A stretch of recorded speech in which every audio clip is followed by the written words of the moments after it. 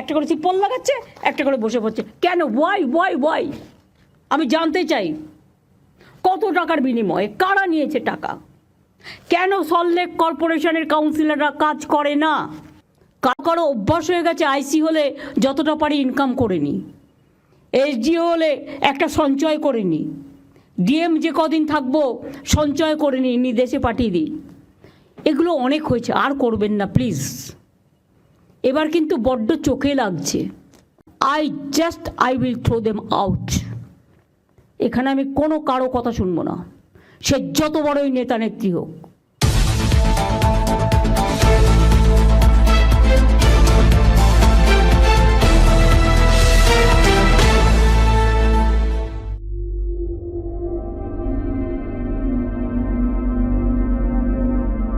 সোমবার পুরসভার সমস্ত চেয়ারম্যানদের সাথে বৈঠক করেছেন মুখ্যমন্ত্রী মমতা বন্দ্যোপাধ্যায়। নবান্নের সভাঘরে বৈঠক শুরু হতেই মুখ্যমন্ত্রী তীব্র ক্ষোভ প্রকাশ করেন। তিনি বৈঠকে বলেন, সল্টলেকের অবস্থা অত্যন্ত খারাপ। সল্টলেক এবং রাজারহাটের দিকে তাকানো যাচ্ছে না, যে যা পারছে টাকা নিয়ে বসে পড়ছে। সুজিত বসু এর মধ্যে অন্যতম। পুরসভার পরিষেবা নিয়ে মুখ্যমন্ত্রী গভীর অসন্তোষ প্রকাশ করেন, যা রাজ্য রাজনীতিতে ব্যাপক আলোড়ন তৈরি করেছে। বৈঠকের শুরু থেকে শেষ পর্যন্ত মমতা বন্দ্যোপাধ্যায় প্রশাসনিক অফিসারদের প্রতি তার ক্ষোভ প্রকাশ করেন। তিনি জমি দখল এবং বিভিন্ন অপরাধমূলক কার্যকলাপের বিরুদ্ধে কঠোর সমালোচনা করেন। মুখ্যমন্ত্রী বলেন, সল্টলেকে সুজিত বসু লোক বসাচ্ছে প্রতিযোগিতা করে। সল্টলেকের কাউন্সিলররা কেন কাজ করছে না? আমাকে কি এখন রাস্তা ঝাড় দিতে বের হতে হবে? এই ধরনের ক্ষোভ প্রকাশ মমতা বন্দ্যোপাধ্যায়ের মধ্যে খুব বিরল। তিনি আজকের বৈঠকে স্পষ্ট করে দেন যে তার কাছে সমস্ত তথ্য উপস্থিত আছে। অন্যদিকে আজকের বৈঠকে মুখ্যমন্ত্রী যে সমস্ত তথ্য প্রকাশ করলেন তাতে বেশি চাপে পড়েন বিধাননগরের বিধায়ক সুজিত বসু। সল্টলেক এবং রাজারহাট মূলত অফিস পাড়া হলেও রাস্তার দুপাশে ফুটপাত দখল করে বিভিন্ন ধরনের খাবারের দোকান গড়ে উঠেছে। বিশেষ করে সল্টলেক চত্বরে এই দৃশ্য সকলেই দেখতে পান। এ বিষয়ে মুখ্যমন্ত্রী মমতা বন্দ্যোপাধ্যায় ক্ষোভ প্রকাশ করেন।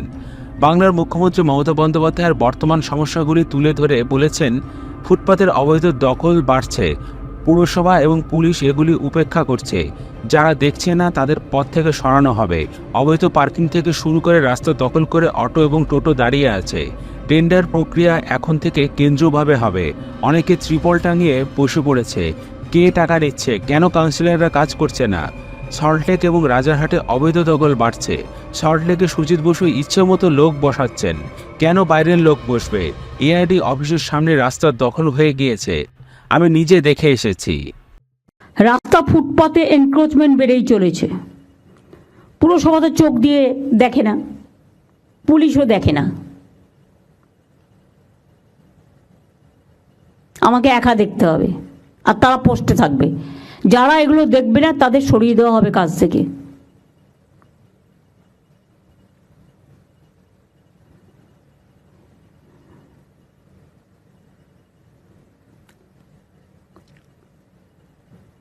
আনঅথরাইজড পার্কিং, রাস্তা আটকে গাড়ি, অটো, টোটো দাঁড়িয়ে থাকছে, ট্রাফিক জ্যাম হচ্ছে, অ্যাক্সিডেন্ট হচ্ছে, কিন্তু পুলিশ দেখেও দেখে না।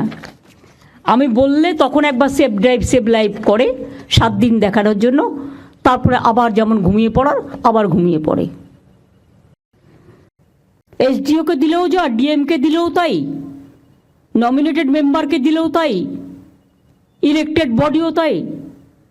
তো কাকে দিয়ে করবো এগুলো? তো মহা মুশকিল হয়ে গেছে। এইগুলো দেখবার জন্য দরকার হলে আমাকে যারা এই কাজগুলো জানে, কর্পোরেশন এই দায়িত্ব পালন করছেন না, শুধু কর্পোরেশন বললে হবে না, মিউনিসিপ্যালিটিগুলো দায়িত্ব পালন করছেন না, ট্যাক্স বাড়ানো ছাড়া, আর বিল্ডিং তৈরি করা ছাড়া, আর লোক বসানো ছাড়া। আমি তো বলেছি যে হকাররা আছে তারা আমাদের ভাই বোন, এর থেকে বেশি যেন আর না বাড়ে। হাতিবাগানটা কখনো তাকিয়ে দেখেছেন কি অবস্থা? গড়িয়াহাটে আপনারা স্টল দিয়েছেন, ভালো কথা, কিন্তু স্টলের পেছনটা আবার কিন্তু তিপ্পল লাগিয়েছে কালো লাল। সেই জন্য এমন কিছু সিস্টেম করতে হবে যাতে ওটা দেখতে ভালো লাগে। আমি পরশুদিন আসছিলাম ওয়েবেলের কাজ দিয়ে, দেখলাম কত দোকান বসে গেছে, সব আউটসাইডার, কিনে খাচ্ছে, বাড়ির সামনে পাচ্ছে, এটা ভালো, কিন্তু দেখতে কি ভালো লাগছে? ডার্টি করে রেখে দিয়েছে জায়গাটা। কেন একটা খাওয়ার জন্য একটা নতুন জোন করছেন না আপনারা? যে জোন আপনার শহরকে ডিস্টার্ব করবে না, মানুষকে ডিস্টার্ব করবে না। বৃদ্ধ বৃদ্ধা থাকেন, ভাড়া নিয়েছে তার কাছ থেকে, ভাড়া নেবার পর পারমিশন নেই, উইদাউট পারমিশনে 3 তলা 4 তলা 5 তলা তুলেই যাচ্ছে। কেন তাদের অ্যারেস্ট করছেন না? কেন ভেঙে দিচ্ছেন না? 2-1টাকে অ্যারেস্ট তো করুন, 2-1টা ভাঙুন। আমি বলবো স্টার্ট ফ্রম মাই হাউস। কেন আমি ইলিগাল জিনিসকে আমি অ্যালাউ করবো? যেই হোক, কোনো এমএলএ এমপি মিনিস্টার থেকে শুরু করে পুলিশ অফিসার, জেলা এসডিও ডিএম থেকে শুরু করে আইসি থেকে শুরু করে, কারো কারো অভ্যাস হয়ে গেছে আইসি হলে যতটা পারি ইনকাম করে নি, এসডিও হলে একটা সঞ্চয় করে নি, ডিএম যে কদিন থাকবো সঞ্চয় করে নি দেশে পাঠিয়ে দিই। এগুলো অনেক হয়েছে, আর করবেন না প্লিজ। এবার কিন্তু বড্ড চোখে লাগছে। সল্টলেক আমার লজ্জা লাগছে। রাজারহাটেও শুরু হয়েছে এনক্রোচমেন্ট, সল্টলেকেও ইচ্ছা মতো সুজিত বোস লোক বসাচ্ছে কম্পিটিশন করে। কেন কেন বাইরের লোক বসবে? এআরডি অফিসের অপোজিটে, যদি আপনাদের আমি ছবি দেখাই ভাববেন না যে আমি উইদাউট কাগজপত্রে আপনাদের কাছে চলে এসেছি। ছবি দেখালে নিজেরাই লজ্জা পাবেন। এর জন্য কত দিতে হয়েছে?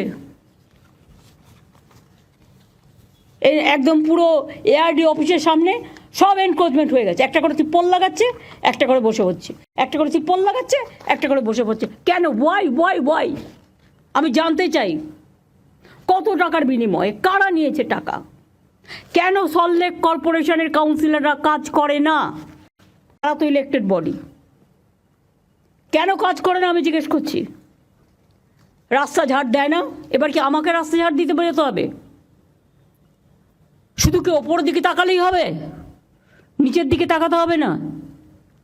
এলাকার লাইট দেখে না, রোড দেখে না, জল দেখে না, মানুষের প্রবলেম দেখে না? এই শহরটাকে আমি এত সুন্দর করে বানিয়ে দিয়েছি। কলকাতা শহরে ভিডিও করা ছিল কোন রাস্তা কত পর্যন্ত এনক্রোচমেন্ট আছে। তা সত্ত্বেও একটা করে নতুন ওসি আসে আর বসিয়ে দেয়। আর আমি ঘাতক ঝগড়া করব। আমি রাস্তায় গেলেই দেখতে পাই, পুলিশের চোখে পড়ে না, সব চোখে ঠুলি দিয়ে বসে আছে। আর ভাবে এগুলো কারো নজরে আসবে না। ভাগাভাগি ছাড়া আর কিছু বোঝে না। লোভটাকে বন্ধ করে দিন। যারা লোভ করবে তাদের মুখে একদম পুরো ললিপপ দিয়ে অথবা লুকোপ্লাস্টার দিয়ে বন্ধ করে দিন। কত লাগবে জীবনে বাঁচতে গেলে? কত চাই? আর কত হলে একদিকে কেন্দ্রীয় সরকার বাংলার জল বিক্রি করে দিচ্ছে, নিট বিক্রি করে দিচ্ছে, মেডিকেল স্টুডেন্ট বিক্রি করে দিচ্ছে। তিস্তায় 14টা হাইডেল পাওয়া হয়েছে, তখন চোখে দেখেনি। ফরাক্কানি আবার চুক্তি রিনিউ হচ্ছে, আমাদের জানালো না। আগে এগুলো নিয়ে ট্রাইপার্টাইট মিটিং হচ্ছে, বাংলাকে টোটাল বাদ দিয়ে। আপনারা করছেন জমি বিক্রি, ওরা করছে বাংলাকে বিক্রি। 3000 ইলিগাল লোক নিয়েছেন। আর অরূপ, গৌতম, তোমরা যারা এখানে আছো, নন্দিতা তুমিও বাদ নাও, বালির এমএলএও আছে, কিন্তু তোমাদের আমি বারবার বলবো, don't interfere in the business of development.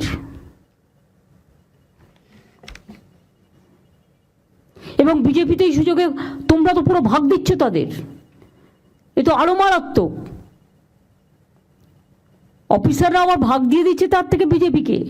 তারা একটা মোটা টাকা তুলছে বাংলা থেকে। এবং এই সব করে এটা ভাববেন না যেটা আমার নজরে নেই, অফকোর্স আছে। গরুর টাকা সবচেয়ে বেশি খায় বিজেপি, কয়লার টাকা সবচেয়ে বেশি খায় বিজেপি,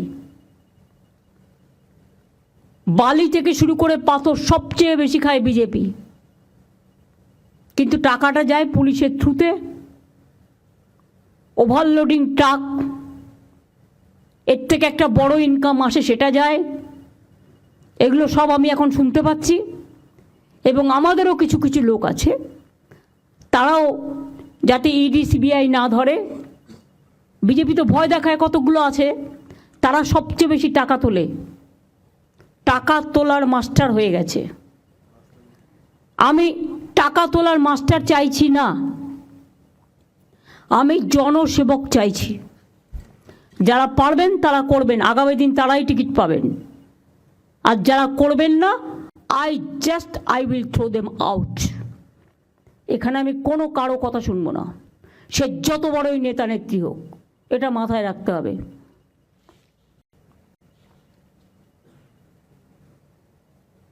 আর এমএলএদের আমি বলবো এসব কাজে ইন্টারফেয়ার না করতে, কারখানার গেটে চাঁদা তুলতে, যেই হোক, সব দলের এমএলএকেই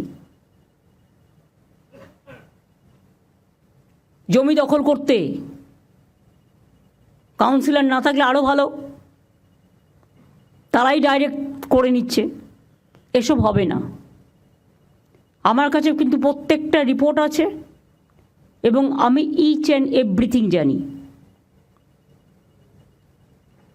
সুতরাং কোথাও যদি চেঞ্জ করারও প্রয়োজন হয়, যারা নট এফিশিয়েন্ট, যারা এফিশিয়েন্ট সার্ভিস দিতে পারছে না, প্রয়োজন হলে লোকালি সার্ভে করে কাজের লোকেদের দায়িত্ব দেওয়া হোক।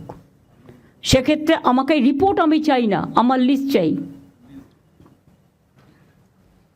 আমি 10 দিন টাইম দিলাম, একটু তো টাইম লাগবে ভালো খুঁজে বের করতে। অনেক ভালো লোক আছে, ট্যালেন্টেড লোক আছে, যারা মানুষকে ভালোবাসে, কাজটা জানে, তাদের কিন্তু কাজে ইনভলভ করা হচ্ছে না। যাকে দায়িত্ব দেওয়া হয়েছে সে লাল গাড়ি নিয়ে ঘুরে বেড়াচ্ছে, লাল গাড়ি চড়া বারণ, তা সত্ত্বেও আমি চড়ি না, স্কুটার হাঁকিয়ে, পাইলট হাঁকিয়ে ঘুরে বেড়াচ্ছে, দো দে আর নট এন্টাইটেলড। আর যে ডেভেলপমেন্ট ওরিয়েন্টেড অথরিটির কাজ হয়ে গেছে তার একটা লিস্টও আমি চাই, কারণ এগুলো রেখে গভর্নমেন্টের টাকা খরচ করার কোনো মানে হয় না গা টেপার পা টেপার জন্য। এদের অন্য জায়গায় কাজে লাগালে বরঞ্চ তারা মানুষের অন্যান্য কাজগুলো করুক, কাজ শিখুক। যে যার ইচ্ছা মতো ওই ডেভেলপমেন্ট অথরিটিগুলোকে লোক ঢুকিয়ে গেছে, কবে ঢুকিয়েছে, কী করে ঢুকিয়েছে, কত ঢুকিয়েছে, তারা কি করছে, তার একটা ডিটেলস রিপোর্টও আমি চাই। এবং এখানে আলাপনকেও আমি একটু বলছি, এই অথরিটিগুলোর ব্যাপারে, ডিটেলসটার ব্যাপারে তুমিও একটু কাজ করবে, তুমি একটু হেল্প করবে। গোপালিকা একা পারবে না, ডিটেলস নিয়ে আমাকে দেবে। তারপরে সরকারিভাবে যা দায়িত্ব নেওয়ার আমি নেব। এসজেডিএ অলরেডি ভেঙে দেওয়া হয়েছে, ডিএমের হাতে দায়িত্ব দেওয়া হয়েছে।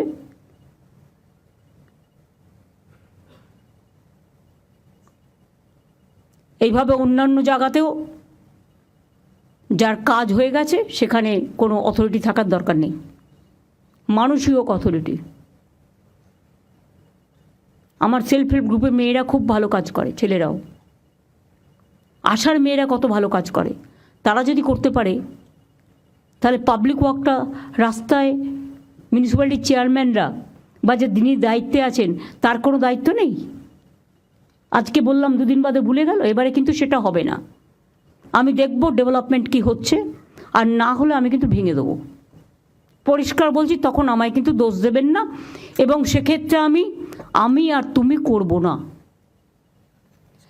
দুটো মিউনিসিপ্যালিটিকে ডাক আমরা দিতে পারিনি, তার কারণ বাপি পরে আমি দিতে পারিনি, তার কারণ অন্য মিউনিসিপ্যালিটি আছে, তারা কিভাবে নেবে। কারণ আমি আমাদের লোকেদের যতটা বকতে পারি, বাইরের লোকেদের, অন্য রাজনৈতিক দলের লোকেদের অতটা বকার অধিকার আমার নেই, এটা তাদের নিজস্ব ব্যাপার। সেই জন্যই যাই হোক, তারা আমাদের সাথে যোগাযোগও রাখে না, তারা তাদের মতো ভালো করে কাজ করুক, শুভেচ্ছা থাকবে, দিস মাচ। আর পঞ্চায়েত এলাকাতেও উলগা আছে। এখন কিন্তু বড় বড় বাড়ি হচ্ছে, কিন্তু দমকল ঢোকার জায়গা নেই, ফায়ার ব্রিগেড ঢোকার জায়গা নেই। এখন থেকে একটা সিস্টেমের মধ্যে আনতে হবে, যে যা ইচ্ছে টাকা নিচ্ছে আর দিয়ে দিচ্ছে। আর বিবেক উদ্বাস যেহেতু ল্যান্ডের দায়িত্বে আসছে, উদ্বাস্তু কলোনিগুলোকে আমি রেকগনিশন দিতে বলেছিলাম। আর 2 হচ্ছে 3তলা বাড়ি পর্যন্ত তাদের অ্যালাউ করা যেতে পারে, তার বেশি অ্যালাউ করো না। এবং সেটাও কন্ডিশনাল, যে এরপরে যদি আপনি করেন তাহলে কিন্তু পাট্টাটা উইথড্র করে নেওয়া হবে। একটা ক্লজ থাকলে তাহলে এভরিবডি উইল টেক কেয়ার।